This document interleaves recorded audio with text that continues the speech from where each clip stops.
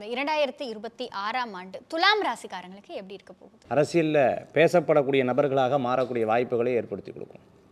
அதே மாதிரி நிறையா விஷயங்களை தெரிஞ்சுப்பாங்க. யார் துரோகி, யார் நல்லவங்க, யார் கெட்டவங்கன்னு தெரிந்து கொள்ளக்கூடிய வாய்ப்புகள் நிறையா இருக்குது. துலாம் ராசினியர்கள் 2026 பொறுத்த வரைக்கும் நல்லா இருக்குது. கோச்சாரத்தில் வந்து ஒரு பெரிய பிரச்சனை எதுவுமே இல்லை.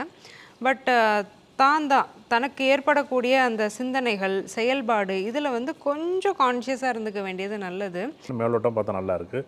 உடல் சார்ந்த ஆரோக்கியம் சார்ந்த அடுத்து மன ஆரோக்கியம், இது ரெண்டுமே இவங்களுக்கு தேவையான தேவை 2026. என்னமோ ஒன்று உலகம் கப்பல் கவுந்து போச்சான்னு சொல்லுவாங்கள்ல, அந்த மாதிரி தான் ஆச்சரியமாக இருக்கும் இந்த துளாராசி.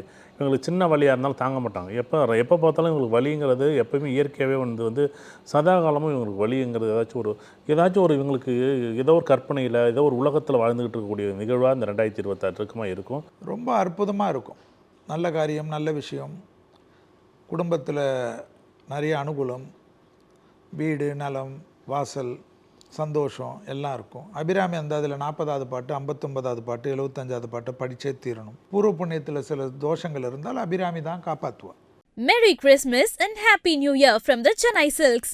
Let the celebrations begin.